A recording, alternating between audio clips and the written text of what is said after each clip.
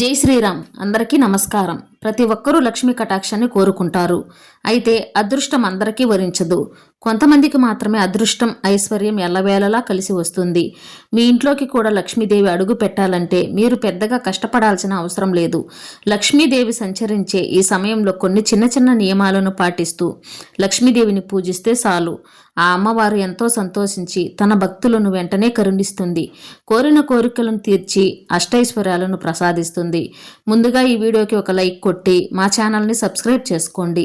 Like కొట్టడం మాత్రం అస్సలు మర్చిపోకండి. అలాగే జై శ్రీరామ్ అని కామెంట్ చేయండి. ఇంట్లోకి లక్ష్మీదేవిని ఆహ్వానించాలంటే మొట్టమొదటగా చేయవలసిన పని ఇంటి గుమ్మం ముందు ముగ్గులు వేయడం. ఆడవారు తెల్లవారుజామునే నిద్రలేచి ఇంటి ముందు శుభ్రం చేసుకొని తప్పనిసరిగా ముగ్గు వేసుకోవాలి. శ్రీ మహాలక్ష్మీదేవి ముగ్గులో నివసిస్తుంది కాబట్టి ప్రతినిత్యం ఇంటి ముందు ముగ్గులు వేసుకుంటే మీ ఇంట్లో ఖచ్చితంగా లక్ష్మీదేవి అడుగు పెడుతుంది. అయితే మనలో చాలామంది ఆడవాళ్ళు చాక్పీసులతో ముగ్గులు వేస్తారు. కానీ మన శాస్త్రాల ప్రకారం బియ్యం పిండితోనే ఇంటి ముందు ముగ్గు వేసుకోవాలి. అప్పుడు మాత్రమే మీ ఇంటిపై లక్ష్మీదేవి ఆశీర్వాదం ఉంటుంది. మన హిందూ ధర్మశాస్త్రాలలో పసుపు కుంకుమలకు చాలా విశిష్టత ఉంటుంది. పసుపు కుంకుమలు అమ్మవారి స్వరూపాలు కాబట్టి శుక్రవారాల్లో తప్పనిసరిగా ఇంటి ముందు ముగ్గు వేసి ముగ్గుపైన పసుపు కుంకుమలు చల్లుకోవాలి. ఇంటి ముందు ముగ్గు వేసి ముగ్గులను పొరపాటును కూడా కాలితో తొక్కకూడదు. లక్ష్మీ స్వరూపమైన ముగ్గును తొక్కితే లక్ష్మీదేవికి చాలా కోపం వస్తుంది. ఇక ప్రతి శుక్రవారం తప్పనిసరిగా ఇంటి గడపలకు పసుపు రాసి కుంకుమ బొట్లు పెట్టి గుమ్మానికి మామిడి తోరణాలు కట్టుకోవాలి. అలాగే తమలపాకులు తోరణాలు, రావి ఆకు తోరణాలు కూడా కట్టుకోవచ్చు.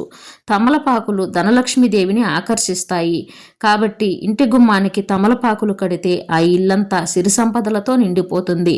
ఇక రావి ఆకులో విష్ణుమూర్తి కొలువై ఉంటాడు కాబట్టి ఇంటి గుమ్మానికి రావి ఆకులు కడితే మీ ఇంటిపై లక్ష్మీనారాయణుల అనుగ్రహం ఎల్లవేళలా ఉంటుంది. మన జ్యోతిష్య శాస్త్రంలో ఆడవారిని లక్ష్మీదేవితో పోలుస్తారు. ఆడవారు పాపిట్లో లక్ష్మీదేవి నివసిస్తుందని నమ్మకం కాబట్టి పెళ్ళైన ఆడవారు తప్పనిసరిగా ప్రతిరోజు పాపిట్లో కుంకుమ బొట్టు పెట్టుకోవాలి. ఏ స్త్రీ అయితే ప్రతిరోజు పాపిట్లో కుంకుమ బొట్టు పెట్టుకుంటుందో అలాంటి ఇళ్లలో ధనధాన్యాలకు కొరత ఏర్పడకుండా తమ కుటుంబం అంతా ఆయురారోగ్యాలతో సిరి సంపదలతో జీవిస్తారు. అదేవిధంగా వివాహమైన స్త్రీలు తప్పనిసరిగా కాళ్లకు పసుపు రాసుకోవాలి. ఇది మీ సౌభాగ్యానికి రక్షిస్తుంది, మీ భర్త ఆయుస్సును పెంచుతుంది. మర పురాణాల ప్రకారం స్వస్తిక్ గుర్తుకు చాలా దైవశక్తి ఉంటుంది కాబట్టి మీ ఇంటి ప్రధాన తలుపులపైన తప్పనిసరిగా పసుపుతో స్వస్తిక్ గుర్తును వేసుకోండి. గుమ్మం ముందుకు వచ్చిన లక్ష్మీదేవి స్వస్తిక్ గుర్తును చూడగానే మీ ఇంట్లోకి ఆనందంతో అడుగు పెడుతుంది. విశేషంగా శుక్రవారంలో ఏదైనా ఒక శుక్రవారం నాడు లేదా గురువారం నాడు అరటి చెట్టు కింద నెయ్యి దీపం వెలిగించి మీ ఇంటికి అఖండ రాజయోగం ప్రాప్తిస్తుంది. అదేవిధంగా ఈ శుక్రవారంలో ప్రతి శుక్రవారం నాడు ఉదయం స్నానం చేసేటప్పుడు నీటిలో కొంచెం పసుపు వేసుకొని స్నానం చేయండి. మీ జాతకంలో ఏమైనా దోషాలు ఉంటే ఆ దోషాలు అన్నీ తొలగిపోయి మీ జాతకంలో ఎంతో అదృష్టం కలిసి వస్తుంది. ఇక శుక్రవారాల్లో అష్టలక్ష్ములు ఏదో ఒక రూపంలో భూమిపైన తిరుగుతూ ఉంటారు కాబట్టి ఈ శుక్రవారం రోజున మీ ఇంటికి ఎవరైనా ముత్తైదువు వస్తే ఆ స్త్రీని లక్ష్మీదేవిగా భావించి కుంకుమ బొట్టు పెట్టి తాంబూలం సమర్పించి పంపించాలి. అలాగే ఇంటి ముందుకు భిక్షగాళ్ళు వచ్చినా ఇంట్లో ఏమీ లేవని అనకూడదు. అలా అంటే గనుక నిజంగానే మీ ఇంట్లో ఏమీ లేకుండా పోతుంది.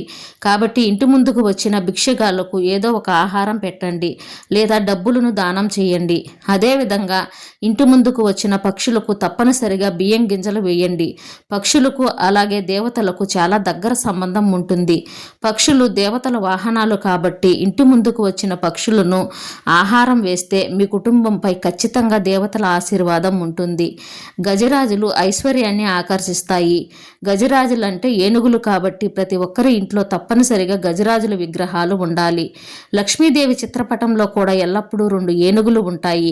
విశేషంగా లక్ష్మీదేవిని పూజించేటప్పుడు తప్పనిసరిగా ఏనుగు విగ్రహాలు ఉండాలి. కాబట్టి మీ పూజ గదిలో ఒక చిన్న ఏనుగు విగ్రహం ఏర్పాటు చేసుకోండి. మీ ఇంట్లో ఐశ్వర్యానికి లోటు లేకుండా మీ ఇంటి ఆదాయం పెరుగుతుంది. ఇక ఇంట్లో దీపారాధన చేసేటప్పుడు ఎర్ర గులాబీ పూలతో అమ్మవారిని పూజిస్తే సకల సౌభాగ్యాలు వరిస్తాయి. ముఖ్యంగా అప్పుల సమస్యలతో ఇబ్బంది పడేవారు ప్రతిరోజు ఉదయం స్నానం చేసి లక్ష్మీదేవికి గులాబీ పువ్వులను సమర్పించి అమ్మవారికి నమస్కారం చేసుకోండి. మీ సంపదలు బాగా పెరిగి అప్పుల బాధలన్నీ తీరిపోతాయి. లక్ష్మీ అనుగ్రహంతో ఐశ్వర్యవంతులు అవుతారు. ఇక ఇంట్లో ఉండే ఆడపిల్లలు తప్పనిసరిగా గాజులు ధరించాలి. అలాగే కాళ్ళకు పట్టీలు పెట్టుకోవాలి. ఆడపిల్లలు ఉన్న ఇళ్లలో ఎల్లప్పుడూ గాజుల శబ్దం మోగుతూ ఉండాలి. అలాగే పట్టీల నుండి గజ్జల శబ్దం రావాలి. తద్వారా మీ ఇంట్లోకి వెంటనే లక్ష్మీదేవి అడుగు పెడుతుంది. అది త్వరలోనే మీ కుటుంబానికి ఆ అమ్మవారు కరుణిస్తుంది. మనకు ఎంత కష్టం వచ్చినా దేవుడిని పూజించడం మానకూడదు. ఏదో ఒక రూపంలో అమ్మవారు మన కుటుంబాన్ని రక్షిస్తుంది కాబట్టి వీలైనంత ఎక్కువగా ఇంట్లో దీపారాధన అలవాటు చేసుకోండి. దేవాలయాలకు ఎక్కువగా వెళ్ళండి. మీ దగ్గరలో ఉన్న దేవాలయాలకు తరచూ వెళ్ళండి. గ్రామ దేవతలకు తప్పనిసరిగా పూజించాలి. గ్రామ దేవతలకు చాలా శక్తి ఉంటుంది కాబట్టి గ్రామ దేవతలను పూజిస్తే మీ కుటుంబానికి 7 తరాల ఐశ్వర్యం కలిసి వస్తుంది. ఇక అమ్మవారి దేవాలయాలకు వెళ్ళేటప్పుడు అమ్మవారికి ఖచ్చితంగా సారె తీసుకెళ్ళండి. ఒక ఎరుపు రంగు చీర, మట్టి గాజులు, పసుపు కుంకుమలు, పూలు, ఈ వస్తువులు తీసుకెళ్ళండి. ఆ అమ్మవారు ఎంతో సంతోషిస్తుంది. మీ కుటుంబాన్ని ఎల్లవేళలా రక్షిస్తుంది. ప్రతి కుటుంబంలో ఏదో ఒక కష్టం ఉంటుంది. కష్టాలు రావడం సహజం, కానీ తరచూ మీ కుటుంబంలో కష్టాలు ఏర్పడుతుంటే మీ ఇంటికి ఖచ్చితంగా వాస్తు దోషాలు ఉన్నట్టే. ఇంటికి వాస్తు దోషాలు ఉంటే కుటుంబంలో సమస్యలు ఏర్పడతాయి. కాబట్టి ప్రతి ఒక్కరూ తప్పనిసరిగా ఇంటి ముందు గుమ్మడికాయను కట్టుకోవాలి. గుమ్మడికాయ మన కుటుంబాన్ని రక్షిస్తుంది.